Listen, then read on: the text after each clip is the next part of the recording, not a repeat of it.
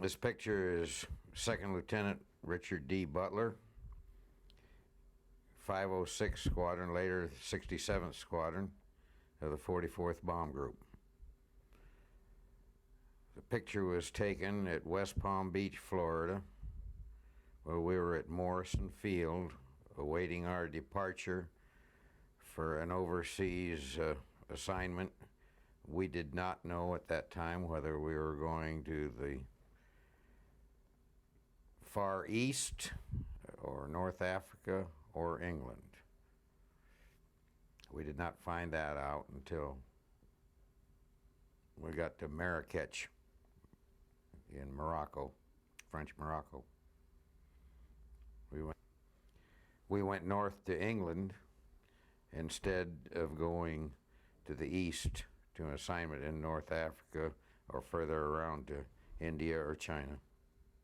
This is the crew of Earthquake Magoon. Looking at the picture, the upper left is Henry Zwicker, who's the bombardier. The next man was the pilot, Walter Bunker, and myself, Richard Butler, co-pilot. And the far right in the top row is William Newbold, the navigator.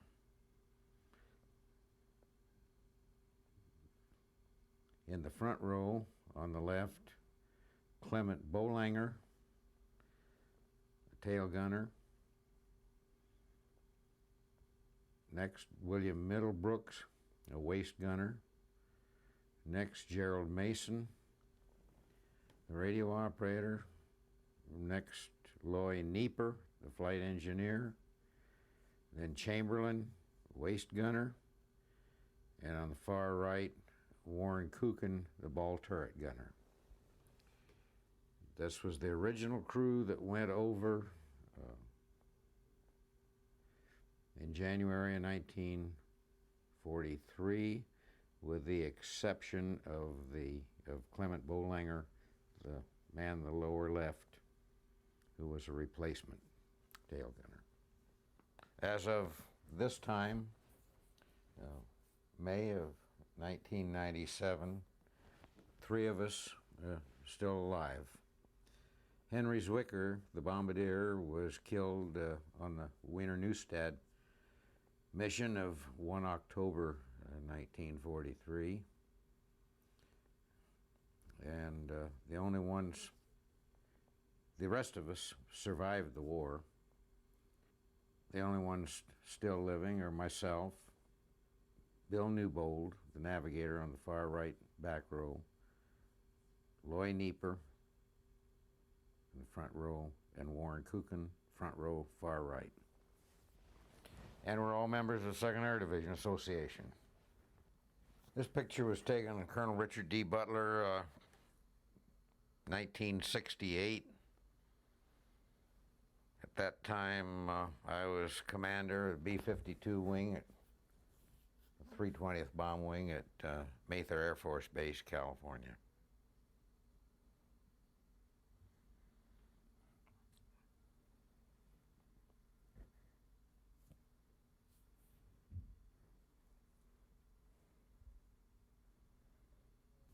I was attending the University of Southern California, Los Angeles, when the war started.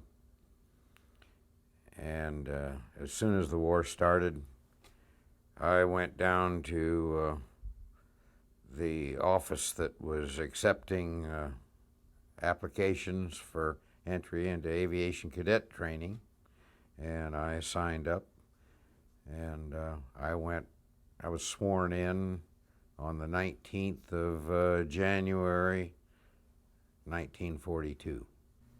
How old were you? I was 20 years old. Why did you enter the service?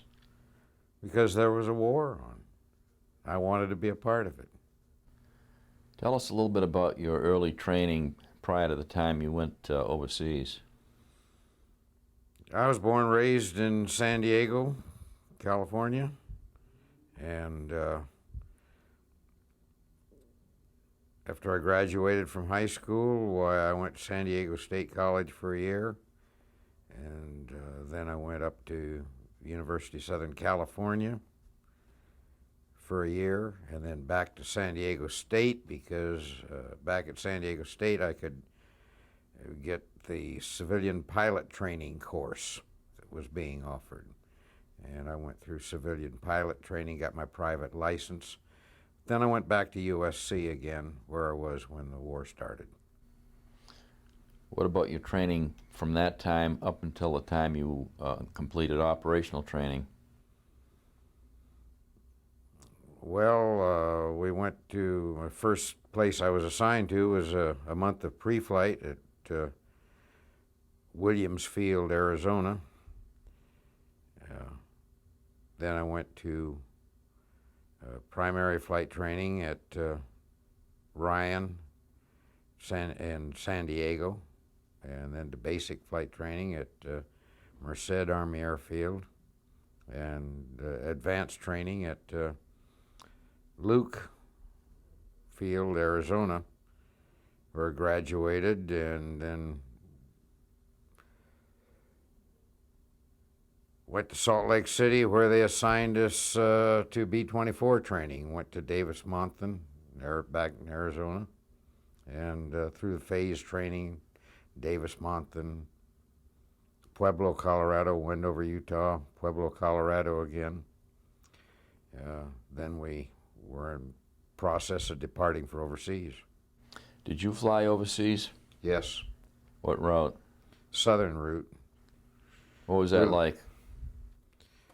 It was pretty routine. We didn't have any problems. We left from Morrison Field in West Palm Beach, Florida, and went to Borinquen Field in Puerto Rico, where we, for some reason, we were there for several days, and then via the southern route, departing from Natal across to Bathurst at that time. Dakar had not opened, and it was all quite routine. From Bathurst, then on up to French Morocco to Marrakech, and at that time we found out that we were going to be going to England. Up until then, we didn't know where we were going. Where did you land in England? We landed at Land's End. I can't quite recall the name of the field, but it was right. The town was Newquay, Newquay was the town there. Then you moved from there directly to Directly to Shipton. Mm-hmm. What was it like on that first few weeks you were at Shipton? It was kind of disconcerting because they had been taking a lot of losses right up till then. That was, we got there in February of 1943. And the 44th had been hit pretty hard. We were part of the 506 Squadron. The original 44th had gone over with 3 squadrons, the 66, 67, 68th, and we went over as part of the 4th Squadron, the 506. After we were there for maybe a week or 10 days, they sent us over to Hethel, where they were trying to set up a combat crew training school. It was very unimpressive. We were the first ones they tried to put through it, and it really didn't amount to much, but we were at Hethel for about a week or 10 days. That was supposed to get you ready for combat? That was supposed to get us ready for combat. Did the men that you first met try to frighten you about the whole situation? Oh, no, I don't think anybody tried to frighten us at all. No, they didn't try to frighten us. They were just relating what was going on. Do you recall your first mission out of Shipton? First mission out of Shipton was a diversionary flight for the B-17s. We were flying several diversionary flights. 44th was the only group in England, B24 group in England at the time. The 93rd was still on their first trip down to North Africa. And so the first couple of missions were diversion flights. We just go out the channel, make a couple of feints at the coast of France, and then back. When did you first experience a real full-fledged mission? No, mission into France. Where was that and what was it like? Well, I remember, I don't remember what the target was. I think the target was an airfield. And we were attacked by the yellow-nosed Abbeville kids that were so famous at that time. Had quite a reputation.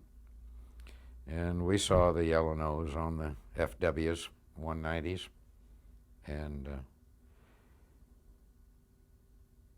I think an airplane or two were lost, but we did not receive any damage. What was your next significant mission of that period? The most significant mission was the Kiel mission of May 14th,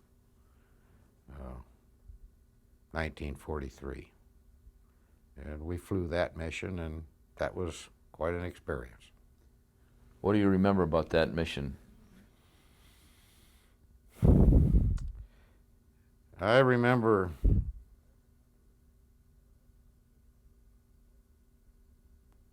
how difficult it was to fly formation at the altitude we were at. We had a lot of problems. It was extremely cold, and the free air temperature gauge was clear against the peg. I think that they're going to set it so the maximum on that gauge was about 54 or 56 below zero, and the peg was over there. And the propellers controls would freeze up, and we were flying a wing position. It was very difficult. We could see the B-17s up above us, ahead of us, and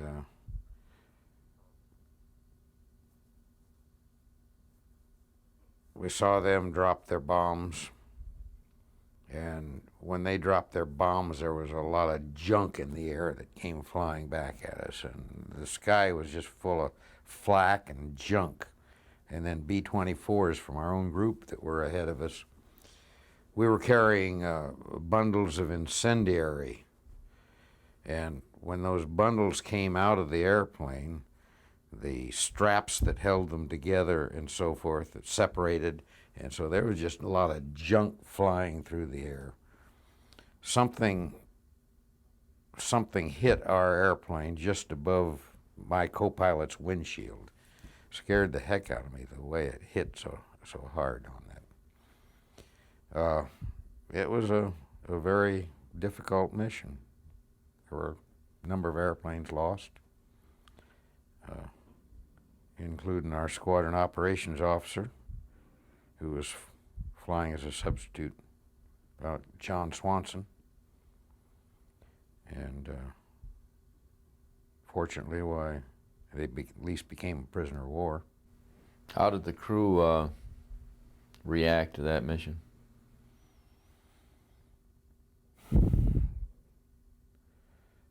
Oh, that was pretty serious. What was their attitude after they got on the ground? We were just very thankful.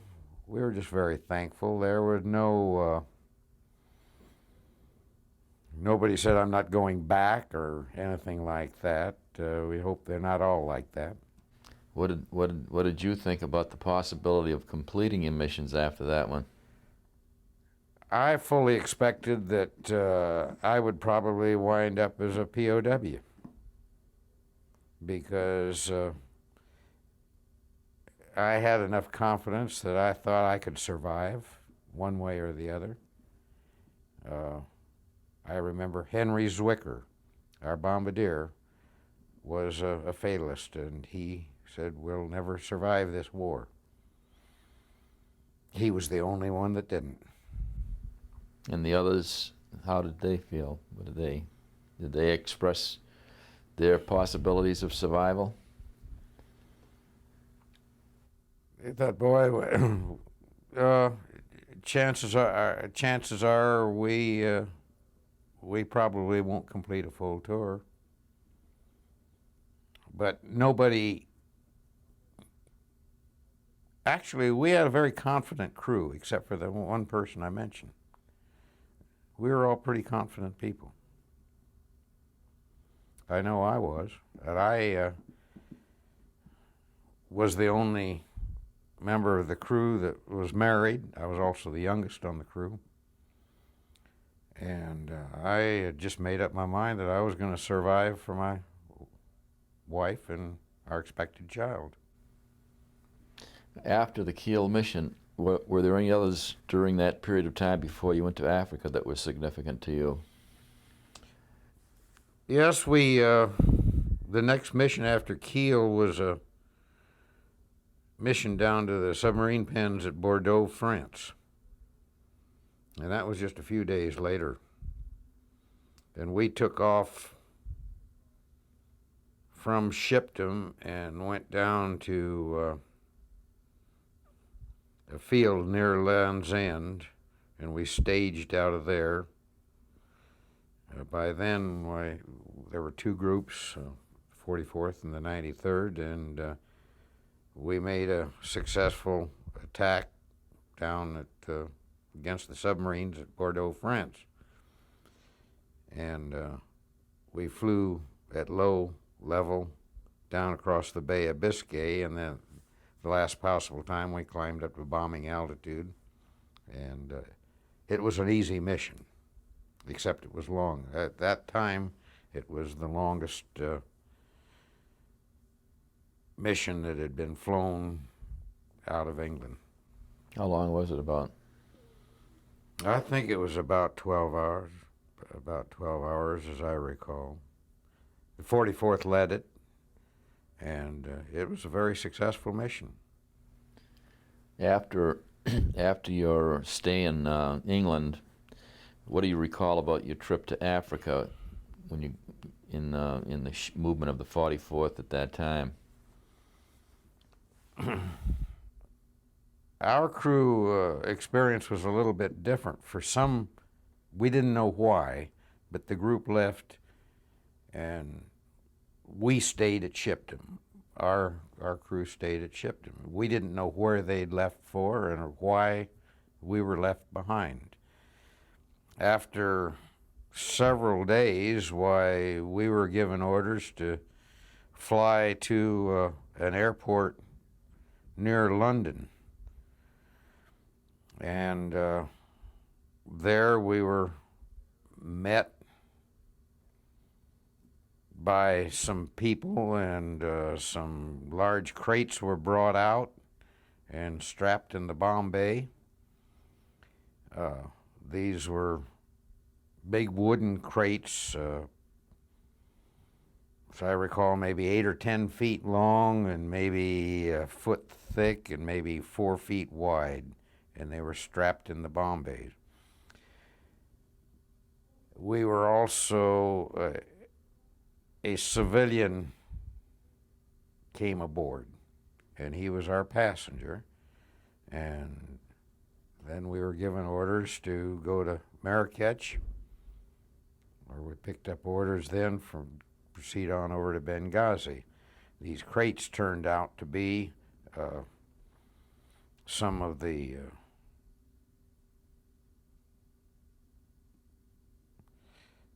models of Ploesti that were used in the preparation of the mission. What do you recall about your first few weeks there in your new base?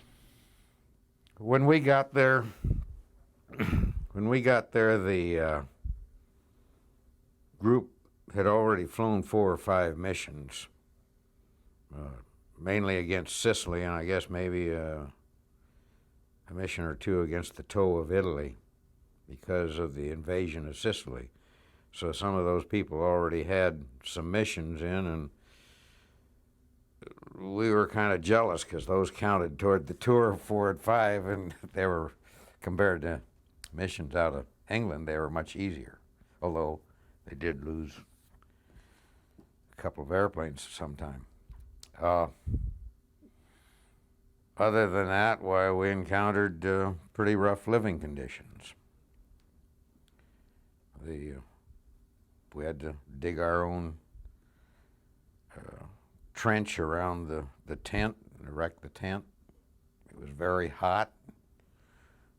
We had to put up mosquito nets over our beds, not to keep out mosquitoes, but to keep out the locusts, which were just all over the place. And it was very rough living conditions. Food was very, very rough. Sea ration type stuff. And I remember we were warned repeatedly not to venture out into the desert where there was a lot of wreckage because of the fact that there were some snipers still around. Those are the main things I remember about it. What do you remember about getting ready for the Ploesti mission? We flew some missions first. We flew a mission that I recall to Foggia, and we flew a mission to Naples, and we flew a mission to Rome. I think we were among the first to bomb Rome, and I remember all the warnings that were given to us: make sure you don't hit the Vatican. And I believe that mission was either the 18th or 19th of July. And right after that, we started the serious preparation for a low-level attack. In our position, we still didn't know where it was to be. We flew all of the low-level practice missions, and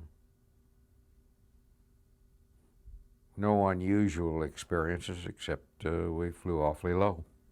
What do you remember about the briefing before you left? I remember being in an open-air theater-type place where General Brereton got up and briefed us on the importance of the mission, to where we were going to be going.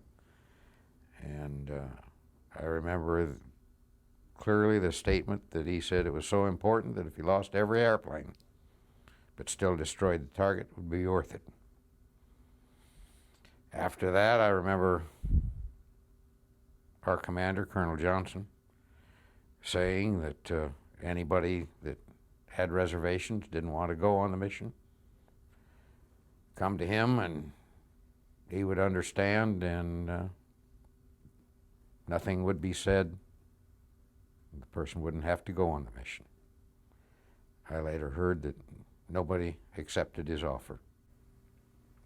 How much time did the navigators and the pilots have a chance to study the maps?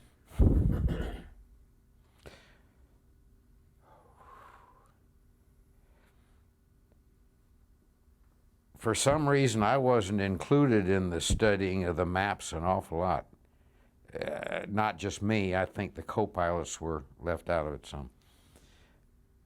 The pilots, not an awful lot of time was spent by the pilots in our flight studying it.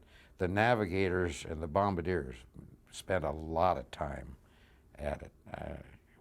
And we really didn't know what they were doing. How many days, or was it just a few days before they were studying those maps, or were they studying the maps the day of the mission? No, it was a day or two. A day or two. The day before the mission, when we found out where we were going, they spent all day studying. Yeah. What do you recall about takeoff and then the move toward the target area?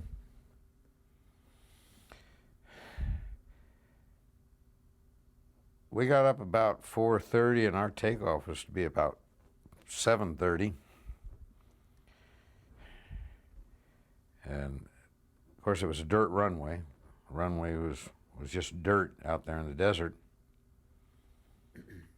And they had gone out with water trucks, tried to wet it down some to hold down the dust.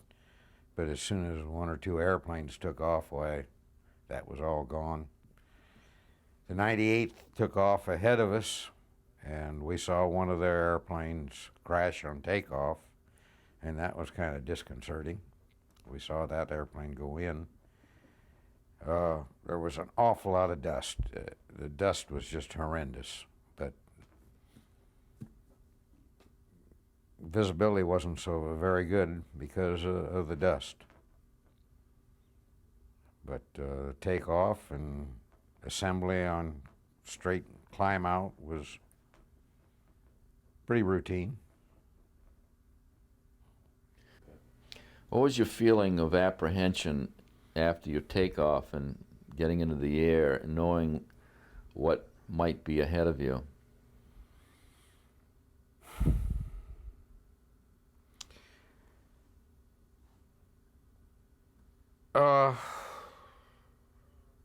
I don't know whether it was apprehension or what. My thoughts were mainly concerning my wife, and I just found out that our baby had been born just a few days before. And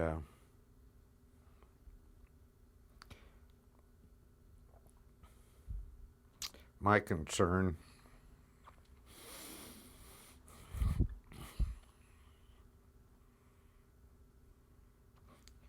was mainly about them.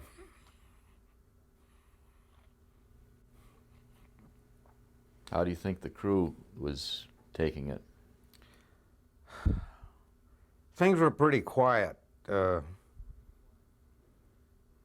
Not much chatter going on like a lot of times. The crew was pretty subdued. Walt Bunker was the pilot. I was the co-pilot. And Walt was certainly not a religious individual. But unbeknownst to each other, we'd both taken along copies of New Testament. I was very surprised to look over and see Walt reading his New Testament.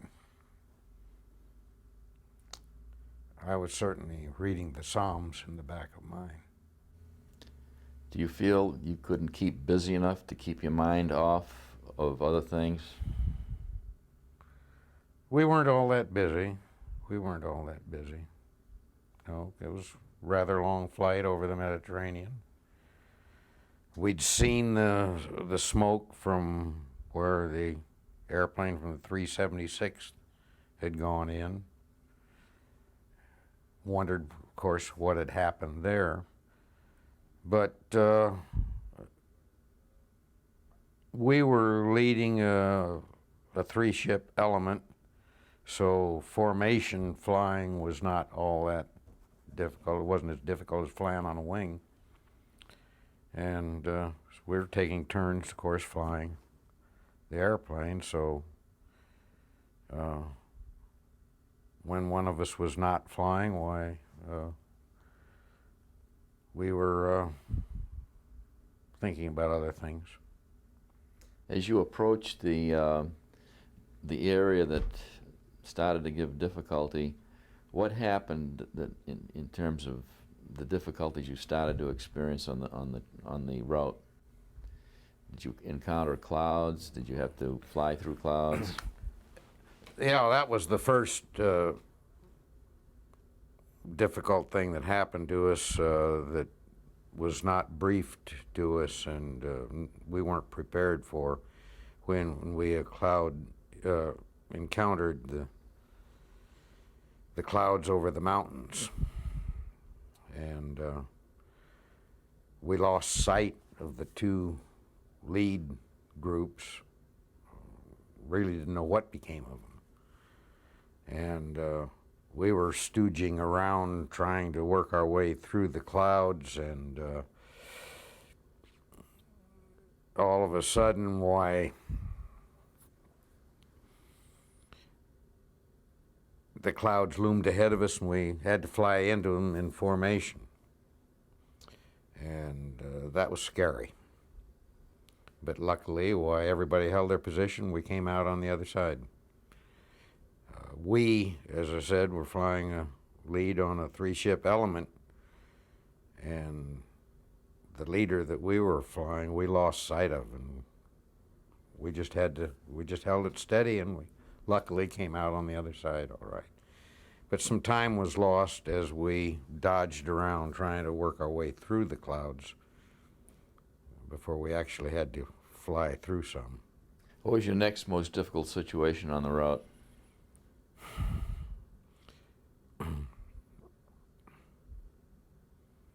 The letdown, once we were out of the clouds, the letdown was pretty uneventful. And once we got down to low level, why, we were formed up well and proceeding across the plain till we got down fairly close to the Ploesti area and started encountering fire from the ground. I distinctly remember some haystacks opening up. They just opened up and there was a gun shooting at us. There was a train going off to our right there along a track. And I saw the sides of the boxcars just flop down and guns started firing from the flat cars that were there. And then we all commented, look at those guys. What we thought was a hospital, because it had a big red cross painted on the top of it, and something opened up there and they started shooting at us from that. And that, we were so low that was almost level fire across. And by that time, of course, we were getting real close to the target. Henry's Wicker, the bombardier, was hollering left, left, left, left, left, and which we did, and then it was bombs away exactly on the target. And our target was the blue target, the flight that was led by Colonel Posey on the Cripple refinery at Brazzi. It wasn't we'd taken some hits, but nothing serious up until that point. But immediately after the target, why, we had a hit of some kind in the number 3 engine, knocked it out, and then almost immediately after that, we hit a barrage balloon cable between number 3 and 4 engines. The cable snapped, and a piece whipped against the fuselage real hard, right? I guess that's what it was. Quite a jolt. We lost all the instruments for the engines on the right side when that happened.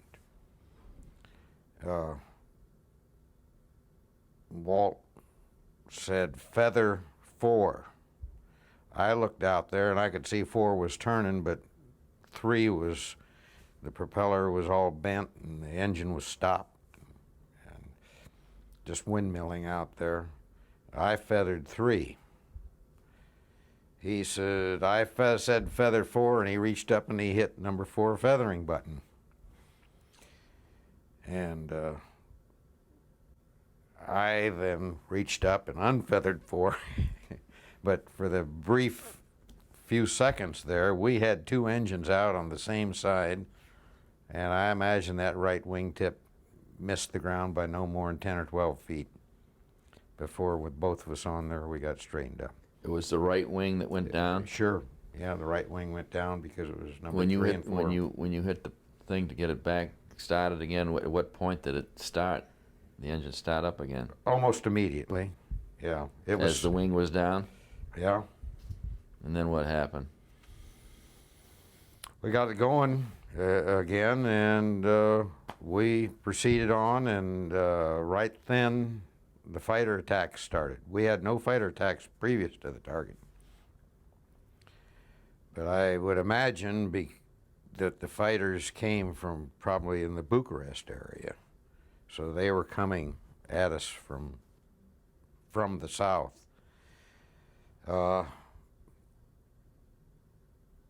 We were as low as we could get, and then an ME-109 was coming at us head on. And I thought sure that guy was going to hit us, because he wasn't making any effort to pull up over us, and he passed under us. And I called the tail gunner and I said, "That guy explode?" He says, "No, he's climbing out." How that guy got underneath us and out the other side, I wouldn't have any idea. Why do you suppose he was doing that? Well, he was making a head-on firing pass at us, and he elected to go under us rather than over us. How high were you then? Pardon? How high were you? Gosh, I would say we were no more than 100 feet. We were as low as we thought we could get. So how long did you proceed in that kind of an elevation? Oh, maybe 10 or 15 minutes, and then we started to climb out. We had flying on our left wing probably one of the most skillful pilots in the whole organization, a fellow by the name of George Jansen. And George was on our left wing, and when we lost those two engines, George said later that we just came almost to a screeching halt right then, and George actually dropped his gear and his flaps to stay in position, to slow down enough to stay with us. And then as we picked up speed, of course, he picked them back up, and so forth. I say he was a skillful pilot. He had been a crop duster before the war, and after the war, why, he went to work for Douglas Aircraft and became one of their leading test pilots for the rest of his career. As you moved along, what happened in the next 10 or 15 minutes? We climbed out. We kept no more flak, no more firing from the ground at us. Several fighter attacks, some minor damage, but nothing serious. Nobody got hurt. We climbed on out, and on 3 engines, and the next, I remember some clouds, and the fact that 2 airplanes slowed down to stay with us because we were on 3 engines. As we crossed the coast again, got down toward Greece, we saw some biplanes, and it looked like they were going to make fighter attack against us, but they didn't come close. They peeled off before they got close enough. Our gunners fired if they were close enough, our gunners fired at them. I don't think they hit anything. And then it was basically a routine 3-engine flight back across to Benghazi. As you came back to come to the landing, what did you see around you? Were there any other planes with you?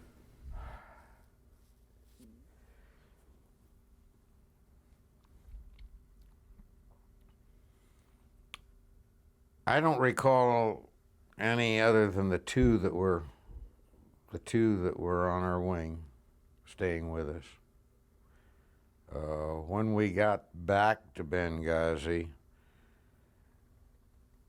there was something going on the runway, and I know they held us up for a while before we could land. So apparently somebody had some trouble. We finally had to land because we were getting so short on fuel. And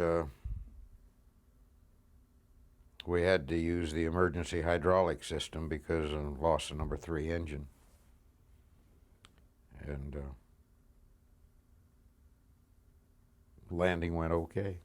When you got out of the plane and started to have contact with people on the base, when did you learn the extent of the losses?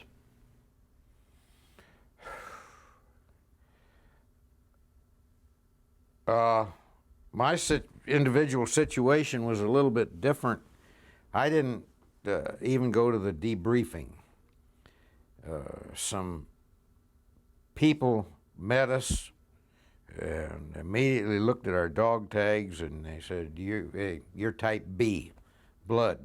And they put me in a vehicle and whisked me off to the hospital. And I was there for quite a while giving blood transfusion. It seemed like I'd never given one before, and somebody was with type B. Type B is apparently not a real common type, and so by the time I got through at the hospital, the debriefing was all over with. And they just took me back to the tent. And so I didn't get any of the free booze or anything. When did you get the information about what happened? From the guys, what they'd learned at the debriefing and so forth. How much did they really know? I don't think they knew very much. They all remembered certain incidents or things that they saw. But overall picture, they didn't know too much. The target we were on was not hit previously by the 93rd. We were on the Creditor Manor out at Brazi. And the rest of the 44th, of course, had to go to the White 5 target that had been hit prematurely by the 93rd. When you talked to other crew members, did they have any reaction that they expressed about the mission? Your own crew? It was quite an experience and very, very rough, and boy, I hope they don't send us back there. What did they think about their chances of survival after that mission? I don't recall. I don't recall. How soon after did you get to fly again?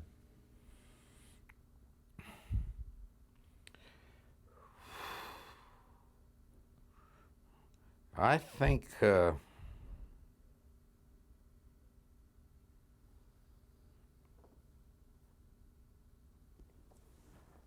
we got to take an airplane and fly over to Tel Aviv for 3 or 4 days, kind of an R&R type flight. And I'd say maybe 3 or 4 days after the Ploesti mission is when we went over there. And we were over there for a few days. I say a few days, probably 2 or 3 days. And then came back. And the next mission I recall was a mission, I believe it was on the 16th of August, up to Foggia. And we were leading the squadron, and just before the IP, we lost an engine and fell out of formation. And so we aborted the mission, of course. The rest of the 44th went on in to bomb Foggia, which we'd been to before on a milk run, and I think the group lost 8 airplanes.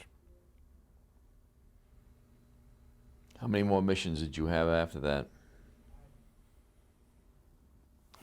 I don't recall any more missions down there before we went back to England. And when we went back to England,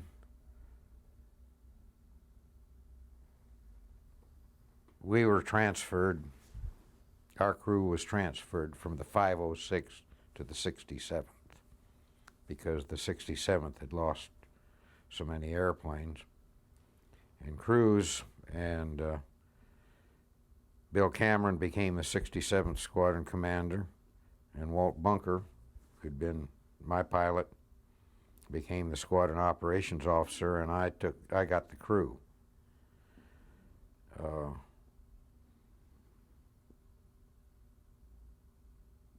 We might have flown 1 or 2 missions after we got back to England, and then all of a sudden they turned around and they sent us back down to North Africa, and we went back down to Tunis this time. The reason we were told, and I think later read, that the landing by the American forces at Salerno was not going well, and they needed some aerial support. So they sent us down there to lend that support. But by the time we got there, even though it was quite promptly, why the forces had broken out and we weren't needed for that purpose. We flew a mission to, I forget which came first. We flew one mission to Leghorn, a bombing mission to Leghorn, Italy, and then we flew a mission to Pisa, Leaning Tower place. Both of those were very easy missions, and then on the 1st of October,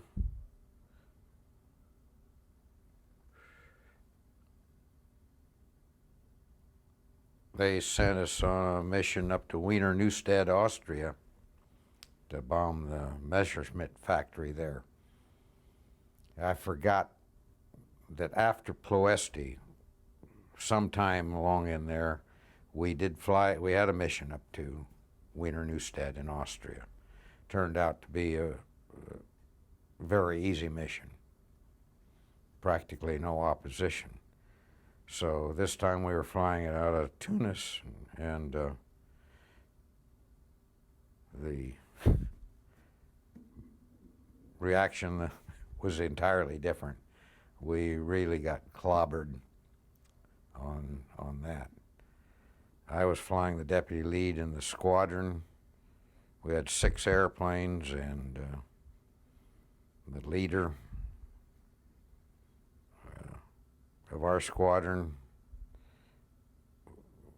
we got a massive attack by Me-109s from the left front quarter, head on, and I saw the leader that I was flying formation on get hit and blow up.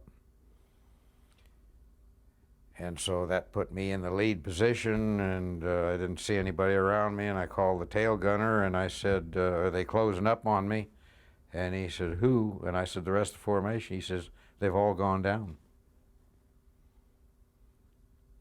So I was by myself out there. We were on the low squadron. So I went over and I just tucked my nose under in the number 4 position under the group leader and stuck our nose right up practically in his bomb bay because I was scared. So how many were in your squadron when this happened? There were 6. There were 6. So I knew that was a dangerous position because way back when, in early days, they tried to fly that position in formation. And the guy that was in that number 4 position always got shot down, so they'd abandoned that kind of a formation. But I was so scared I didn't know any place else to go. And a pilot in another airplane watched us, and he says, "That Dick Butler boy, they've had it.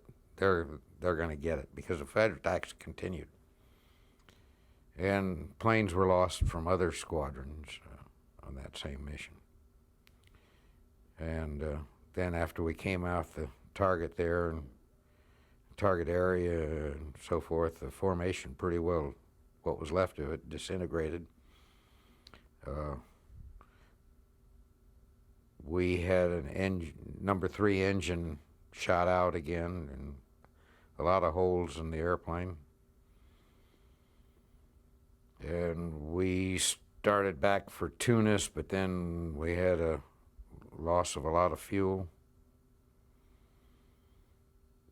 And as we decided we'd have to go into Sicily, and so we made an emergency landing at Catania, Sicily. And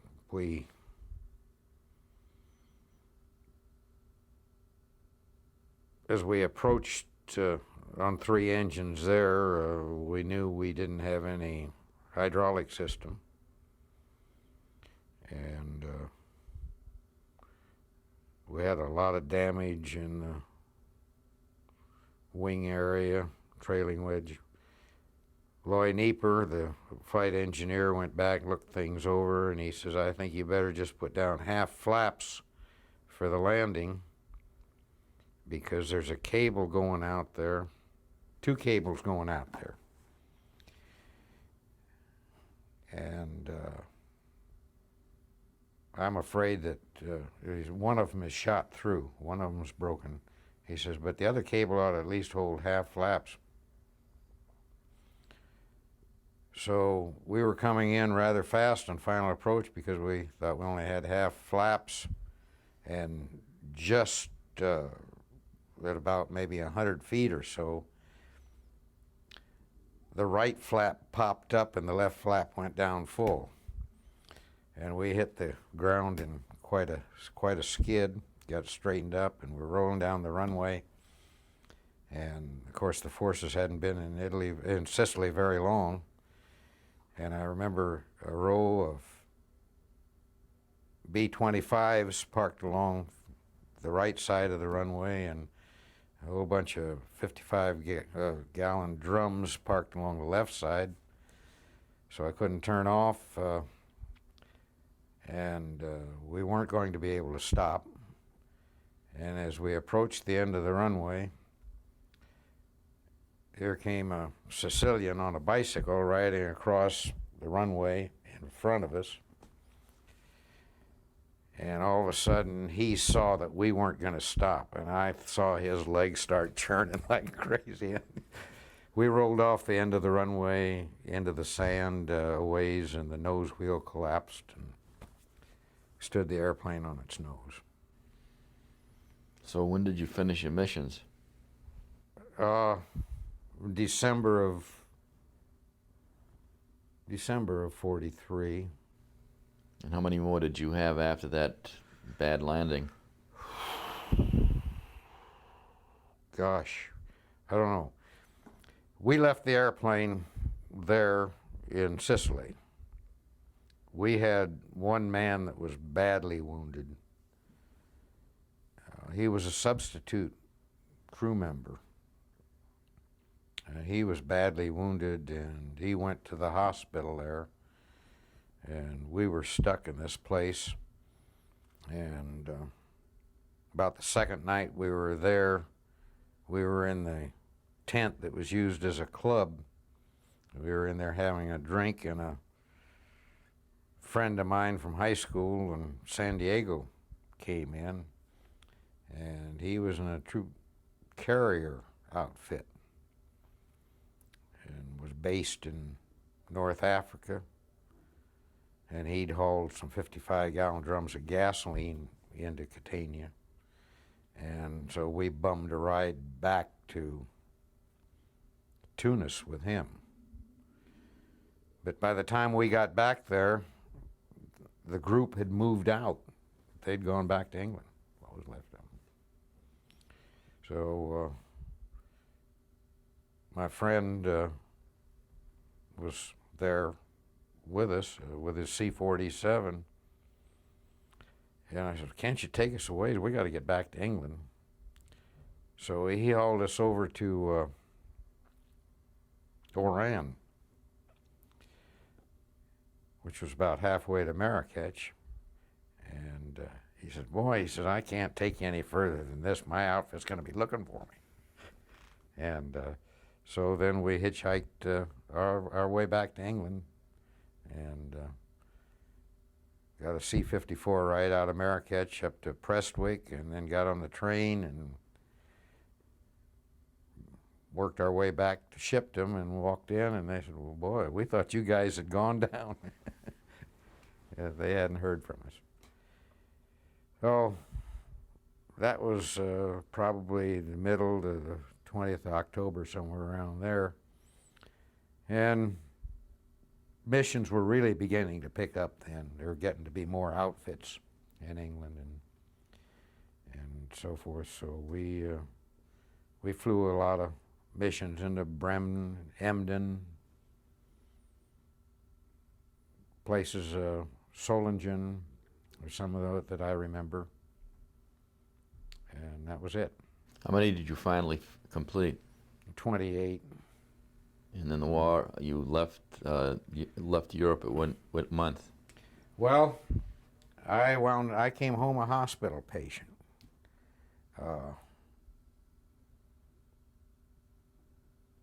We had an airplane that had flown, my last mission was to Bremen.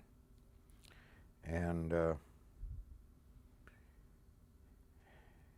we'd been badly shot up at Bremen. We'd been badly shot up. So the airplane was in repair for several days. It was time for a test hop on it, and there was also a training mission to be run that day. I had a new co-pilot fellow that had come in from the anti-submarine business. He had a lot of B-24 time, but no formation time. So we were to fly this practice mission to get him some formation experience and do a test hop at the same time. Everything went all right until we were getting ready to land, and we were down to 800 feet in the traffic pattern, and all of a sudden there was an explosion in number 2 engine. And when it exploded, why, the other 3 engines all quit. And down we came from 800 feet. We went through a tree and landed in a Brussels sprout field, and it was quite a severe crash. I went out through the left side of the airplane. The co-pilot went out through the right side. Everybody got out of the airplane all right. Burned quite severely. General Johnson was in the tower, had shipped him, and he saw us go down, and he was one of the first to arrive out there at the crash scene. I had a broken left arm and a broken left ankle, and the co-pilot had a broken right arm. And the bombardier had some cracked ribs. When the explosion occurred, why, something came through the left side of the fuselage and cut off the radio operator's left ear, which was recovered, and they sewed it back on. And as I said, I wound up in the hospital, as did the co-pilot. And we were eventually evacuated back to the States because they said the type of breaks we had would take so long to heal in England that there wasn't any point in us staying there. What hospital did you go to when you got back? We came back on the Ile-de-France, and we went into Holler and General Hospital on Staten Island. And we were there for maybe as long as a week while they got enough patients together to put on a hospital train, and the policy was to take returning people back to the general hospital closest to their home. And being from San Diego, the closest hospital for me was at Santa Barbara. So put us on this hospital train and started us back across the United States. The co-pilot, Jerry Grell, was from Michigan. So he got off there in the Midwest someplace. And I continued on. I got feeling very, very bad. Kept getting worse. So they took me off the hospital train in Ogden, I believe it was. Ogden or Provo. There was a general hospital there, Bushnell General Hospital. And put me in the hospital. I had the measles. So I stayed there for a while. Must have been 10 days, 2 weeks. Of course, I was anxious to get home. And then when I finally left there, they put me on a train heading for Hoff General Hospital at Santa Barbara. As we got down that way, I got feeling real bad again, and I wound up at Hoff General Hospital with a bad case of the flu. So I had kind of I guess I was just very badly run down and so forth. So it took me a while to get home. Well, when you got home to Santa Barbara, when did you get to see your family? Your wife came up to Santa Barbara right away. Mm-hmm. She came up to Santa Barbara right away. How did you end your career for World War II at that time? What happened? After I got out of the hospital, that was in June, would have been June of '44 is when I finally got out of the hospital. So that's about 6 months after the accident. I've got an assignment to Harrington, Kansas. And Harrington, Kansas had been a staging base where crews would come in, pick up their B-24, and leave for overseas. But the same day that I arrived at Harrington, Kansas, it became a B-29 staging base. The first B-29 arrived there at the same time I did. And so I became base operations officer there and got to fly several different airplanes. We had a stripped-down B-24 that I loved to fly. We had a stripped-down B-17, a stripped-down B-25. And then, of course, got to fly the B-29 quite a bit. And I was there when the war ended in Europe. And then they decided to move the staging for the B-29s to the West Coast because they would all be going out to the Pacific, so we were moved out to Merced Army Airfield, which was to be a B-29 staging base, but by the time we got in place, the war in the Pacific ended, so we didn't. I stayed in the Air Force, and I was always in Strategic Air Command. Are you flying all the time? Yes. Mm-hmm. When did you finally get out? January 1971. As you look back on your long career, What's the most important memory that you think you have from it? Oh, wow.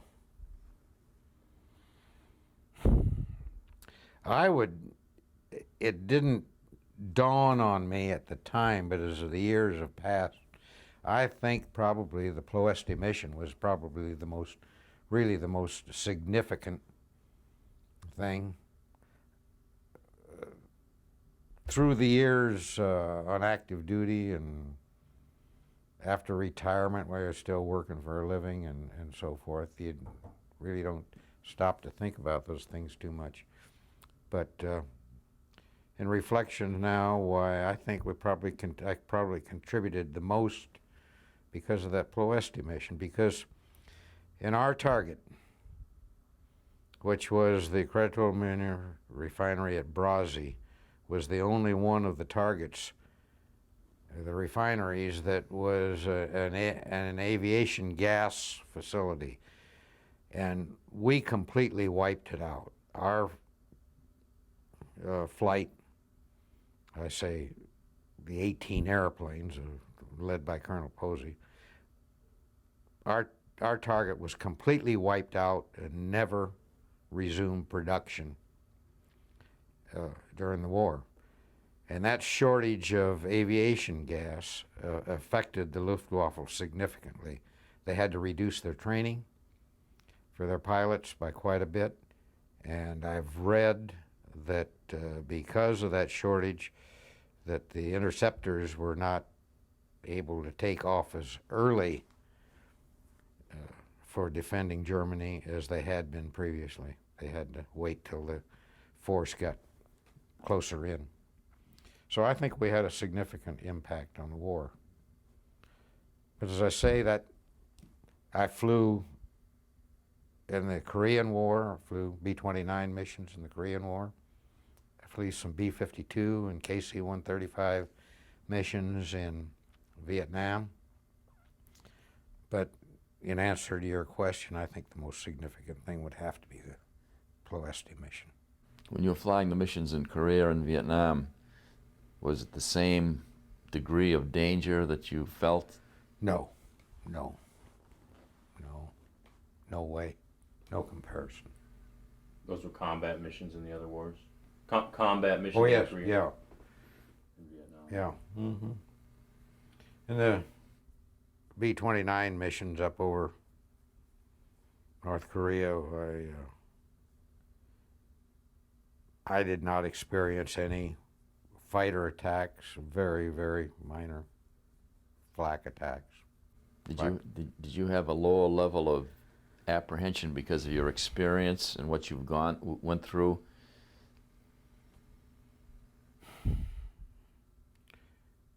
Possibly. The B-52 missions that I flew in Vietnam were all at night, high level. I didn't ever see any flak or missiles in the missions that I flew. Of course, I was a colonel at that time in Vietnam and so forth, so I didn't fly as much as a routine crew member. But I didn't ever see any flak or any fighters. And KC-135 missions were interesting because refueling fighters, and there'd be a lot of chatter and a lot of excitement caused by that. What do you want the world and history to remember about your contribution to the war effort? I tried. That's about it.